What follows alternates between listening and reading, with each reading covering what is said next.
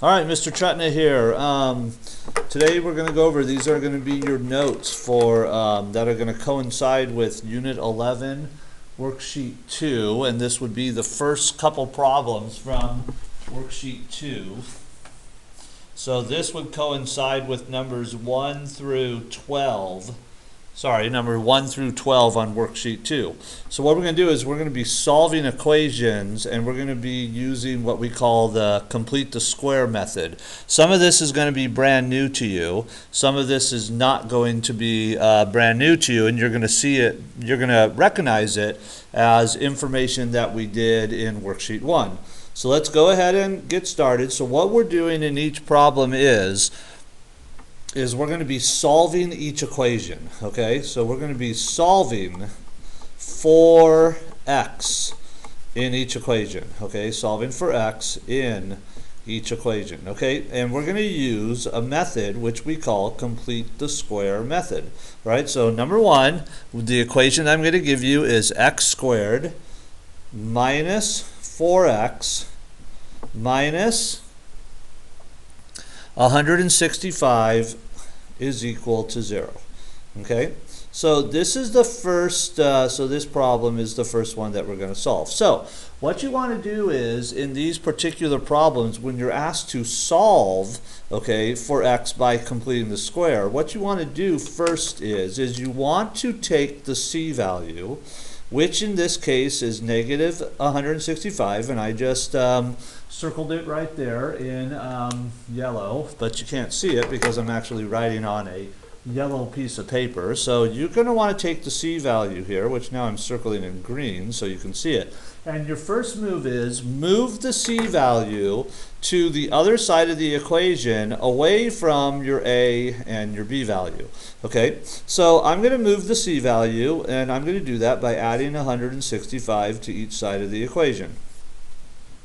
After the 165s cancel out, my new equation becomes x squared minus 4x, and that's going to be equal to 165. Okay, so move the c value first to the other side of the equation. That's always going to be your first step. Then your second step is, what we're going to do is we're going to take this x squared minus 4x, and we're going to do that method which is called complete the square, which is what we did in Unit 1. So I'm going to put a plus right here, and I'm going to put a number right here, and I'm going to complete the square. Okay, so how did we do that in Unit 1? Remember, what you did is you took the b value, and your b value in this case is negative 4. You divide that by 2, you get a result which would be negative 2, and then you raise that result to the second power, or you square it, and whatever that is you're going to put right there. So negative 2 to the second power is positive 4. Okay, this method that we just did right here is called, that's what we call complete the square. Okay, now here's going to be a little bit of a catch. Because I added 4 to the left side of the equal sign, I want to keep the equation balanced, so I'm going to have to add 4 to the right side of the equal sign. Okay, so when we do this method, when we're solving it, whatever you put right here, which will always be on the left side of the equal sign, put that same amount over on the right side of the equal sign as well. That's going to make my right side of the equal sign now 169, which is 165 plus 4.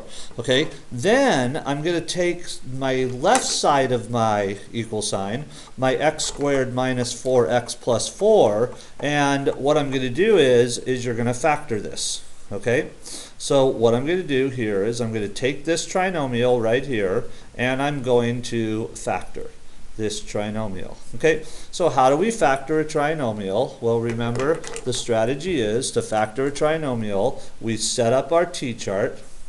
We take the c value, which is positive 4, and we have to find the distinct pairs of numbers that multiply to make positive 4, and there's only 2 of them. It's 1 times 4 and 2 times 2. One of those will be my factors, but it'll be the factors that also add to make your b value negative 4. Okay, so how could I put two of these numbers together, these pairs of the numbers together, to make them multiply to positive 4, but also make them add to make negative 4. Well, if you change both of the 2's to negative, you could see that negative times 2 is positive 4, and negative 2 plus negative 2 is negative 4. So what does that mean? Well, that means that when I factor my trinomial, it's going to factor into quantity x minus 2. That's one of my factors. And then my other factor is another quantity x minus 2. So that means I'm going to have two sets of x minus 2's. Okay, so I'm going to have x minus 2 to the second power is equal to 169.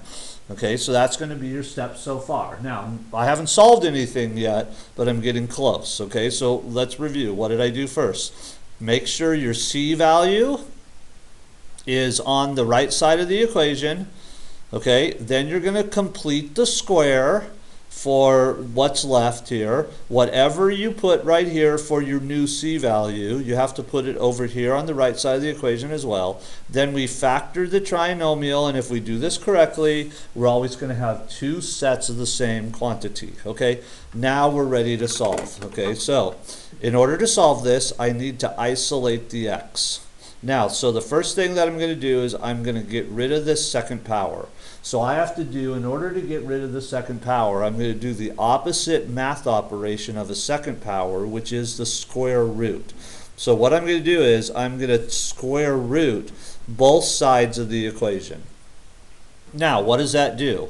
Well, first of all, on the left side of the equation, that second power cancels out the square root symbol, and the reason why they cancel out is because they are opposite math operations of each other, and that leaves me with x minus 2 is equal to, and then we figure out what the square root of 13 is, or square root of 169 is. I just gave you the answer.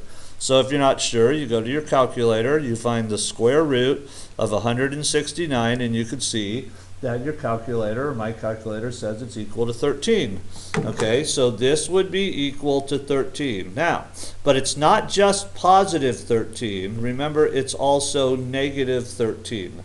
Okay, why is that? Well, because 13 times 13 is 169, and negative 13 times negative 13 is always also 169. So remember, when you take the square root of a number, when you're solving these problems by completing the square, you have to do the plus or minus. Okay, so now how would I solve for x? Well, I would add 2 to both sides of the equation. Okay?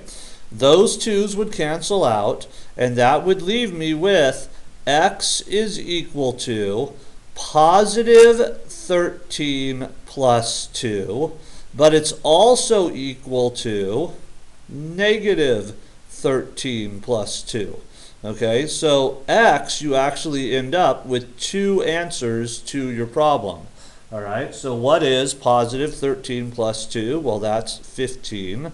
What is negative 13 plus 2? That is negative 11. So for this problem, your solution would be x is equal to negative 11, comma, 15. Okay, so which answer is correct? The answer to that question is they're both correct. Okay, so, and we're going to talk about in the next lecture, what does that tell us about our equation if I were to graph it. Okay, but those would be my two answers to the equation there. Okay, all right, next one. We're going to do 4 examples of these, and hopefully then you'll get the idea. So number 2, x squared plus 8x minus 12 is equal to 0. So x squared plus 8x minus 12 is equal to 0, and I'm going to solve this equation for x. Okay, I'm solving for x in each equation. So I need to figure out what x is going to be equal to in this particular equation. And I'm going to be using what we call the complete the square method, and I'm eventually going to have to use square roots in order to get my answer. Okay, so what's the first step? Remember, your first step is that you're going to take your c value, which in this case is minus 12, and you need to move it over to the opposite side of the equation that your a and your b value are. So I'm going to add 12 to both sides of the equation. Always move your c value away from your a and b values. Okay, so those cancel out when we're using the complete the square method. That creates a new equation, which is x squared plus 8x And now that's going to be equal to 12. And always leave a gap right here because we're going to fill it in. So then my second step is I'm going to complete this square. So I'm going to fill a number in right here. Okay, so how do I do that? Remember, the strategy is we're going to take our b value, which is positive 8. We're going to divide it by 2, get a result, that's positive 4. Then we're going to take that result to the second power or square it, and whatever that equals, which is 16, we put right here. Okay, now remember, whatever you put here, which is a positive 16 on the left of the equal sign, you have to balance it out and put the same amount over there. Think about a scale. If you add 16 pounds to one side of a scale, one side will go up, the other side will go down. Then you would have to add 16 pounds to the other side to make them even again. That's exactly what we're doing here to even it out. Okay, so then my third step would be I'm going to take this trinomial, x squared plus 8x plus 16, and I'm going to factor it. Okay, and if I factor it correctly, because this is what we did the complete the square, when I factor it, I should get two sets of parentheses that are the same. So how do we factor a trinomial? We use the T-chart method. Okay, we're going to have to find two numbers, that's multiplication, that's addition. We're going to have to find two numbers that multiply to make my C value, which is positive 16. So what are the distinct pairs of numbers that multiply to make 16? Well, there's 1 times 16, there's 2 times 8, there's 4 times 4, and one of those will be my factors if any one of those pairs adds to make my B value, which is positive 8, and you can see that has to be 4 and 4. So that means my factors are positive 4 and positive 4. So the way that I write that is I would write parentheses, x plus 4, close the parentheses, and do another parentheses for your other factor, which is also positive 4. So when I factor x squared plus 8x plus 16, it factors into x plus 4, and that's going to be equal to 12 plus 16 is 28. Okay, so how many x plus 4s do I have? I have 2 of them. So I'm going to rewrite this as 1x plus 4 to the second power is equal to 28. Okay, so when I do this now, what I'm going to do is I'm going to solve for x. So I need to isolate the x. So how do I do that? I'm going to have to get rid of that second power. So I have to do the opposite math operation of a second power, which is the square root. So I'm going to square root both sides of the equation. Okay, that second power would cancel out the square root symbol because they are actually opposites. That would leave me with x plus 4 is equal to the square root of 28. Now, watch what happens when I find the square root of 28. The previous example, I got a nice friendly whole number. But when I find the square root of 28 on my calculator, I get this rather lengthy decimal. So it's 5, it's a little hard to see, but it's 5.291502622. Okay, hold on, my lights just went off in my classroom. There we go. And I'm back. Okay. So how am I going to write that? Should I write that entire decimal? The answer is no.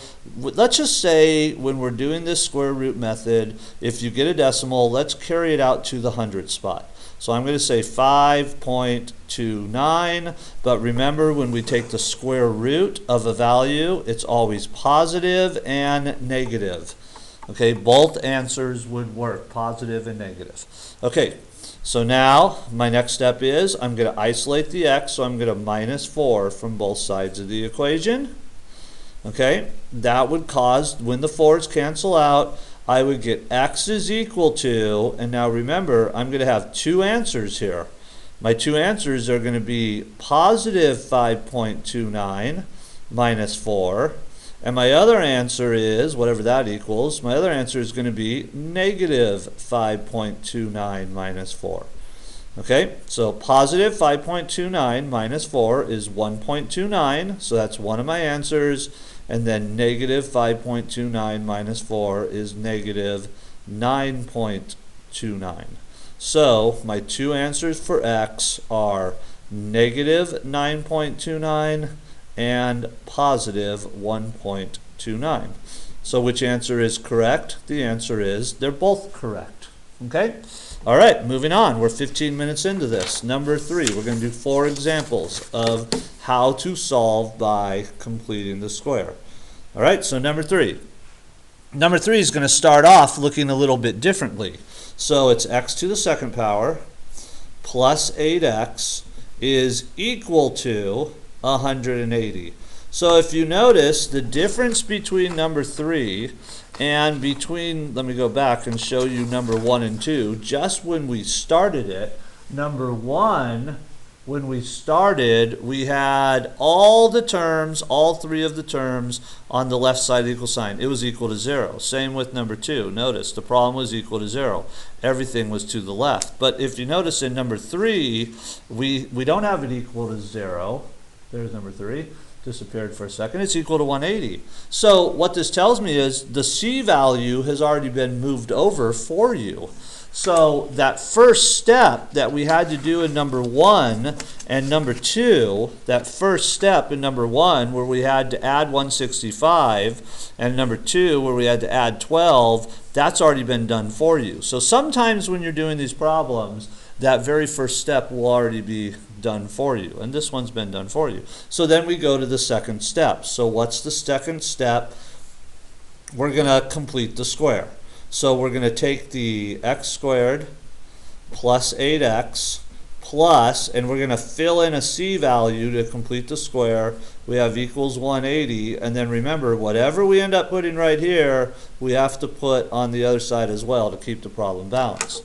So how do we complete the square? Well, we take the b value, which in this case is positive 8. We divide it by 2, get a result, that's 4, and then take that result and raise it to the second power, and that becomes your new c value, which would be 16. So we're going to put a plus 16 on both sides of the equation. Okay, that makes my right side of the equation 196. 180 plus 16 is 196. And that makes and then I'm going to take my left side of the equation, which is now x squared plus 8x plus 16, and I'm going to factor it.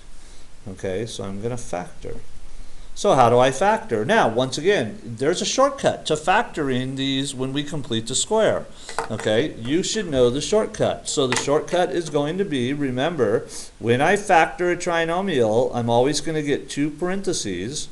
And I'm looking for 2 numbers that multiply to make 16, but they also have to add to make 8. Well, that would be 4 and 4, which coincides with that number.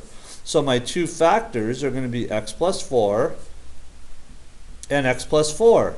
Okay, now if you don't understand that, could you make the t-chart to help you out? Absolutely. So if you wanted to make the t-chart, you could put the 16 right here. You can find the pairs of numbers that multiply to make 16. 1 times 16, 2 times 8, 4 times 4. Then you would find which pair adds to make 8, which is 4 and 4. So you could see that yes, it is 4 and 4. Okay, so what does that mean? It means I have 2 sets of x plus 4s. So I'm going to rewrite this as x plus 4 to the second power is equal to 196. And now I'm going to solve for x, so I have to isolate the x. So my first step is, and this is where I'm going to use the square roots. Okay, so I'm going to take the square root of both sides of the equation. Why do I do that? Well, because that second power cancels out the square root symbol to the left of the equal sign because they are opposite mathematical operations. That would leave me with x plus 4 is equal to, and then now I find the square root of 196. So the square root of 196, okay, and you can see that right there. I'm doing it on my calculator. My calculator says it's 14, but remember that's not actually true. Yes, we do get a 14, but remember it's a positive 14 and a negative 14. Okay, why is that? Well, because positive 14 times positive 14 is 196, but negative 14 times negative 14 is also 196. Okay, and now I'm going to isolate the x by subtracting 4 from both sides of the equation. When these 4's over here cancel out, I get x equals, and once again, you're going to end up with two answers for this problem, two solutions for x. My first solution would be positive 14 minus 4. Well, that's 10, so that's one of my answers. Then my second solution would be negative 14 minus 4, and that's negative 18. So which answer is correct? The answer is they're both correct. So x is equal to negative 18, comma 10. Okay? And once again, these answers actually are going to tell us something about when I graph this equation, but that'll be for the next lesson. Right now we're just learning how to solve for x. Okay? All right, last example. Let's do one more. Give you the idea. So number 4.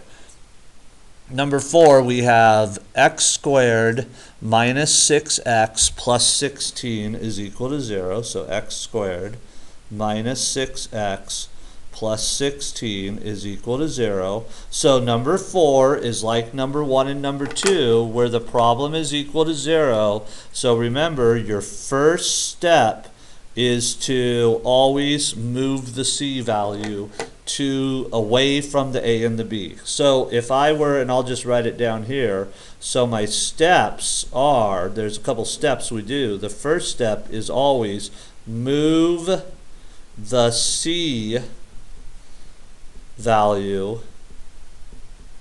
away from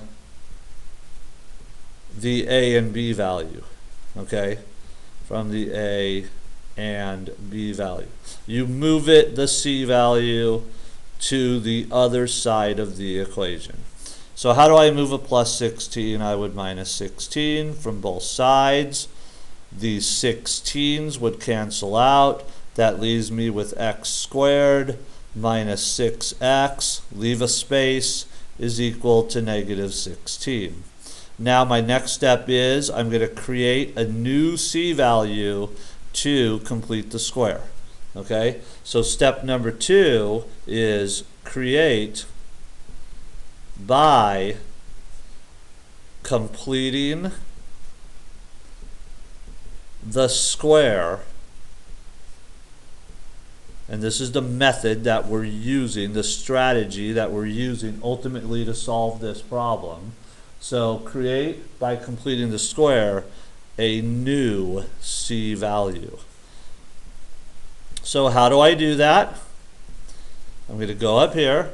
Remember, so my strategy is to create a new c value. I take my b value, which is negative 6. I divide it by 2, get a result, that's negative 3. Take that result and square it. And whatever that is, that's your new c value, which would be positive 9.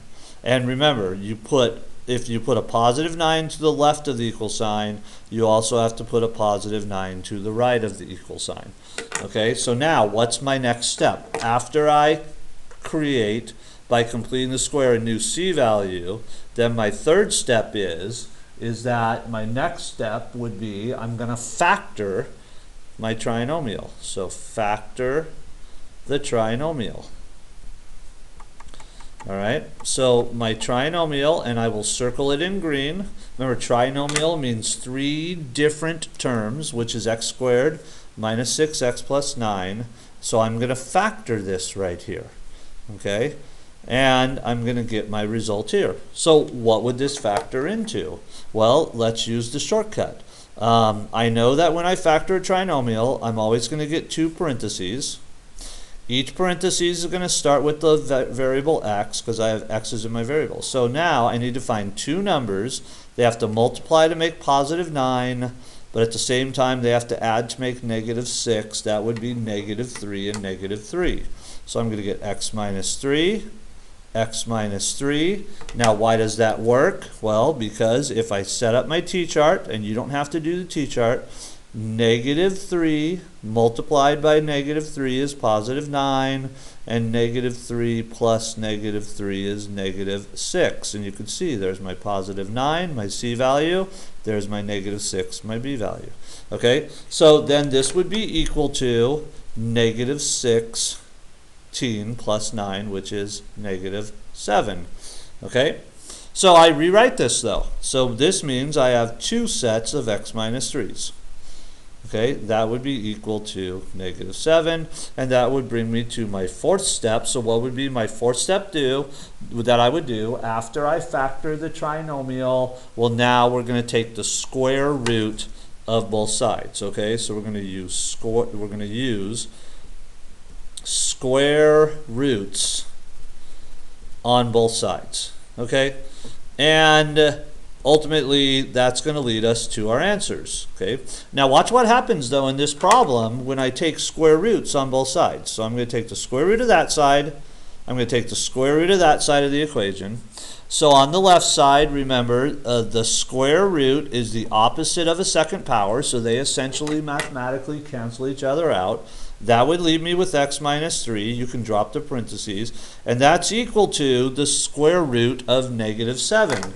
Okay, so now let's go to our calculator and let's see what the square root of negative 7 is. Square root negative 7. My calculator says domain error. It says error. Okay, so what does that mean? Well, it means whenever your calculator says there's an error, don't worry about domain, but whenever your calculator says there's an error, it means that there is no answer to this problem. Okay, there's no such thing as the square root of negative 7. So what do you do if, when you take the square root of it, your calculator kicks out that it's an error? Okay, well, here's what you do. You're done at this point. This means there's no answer.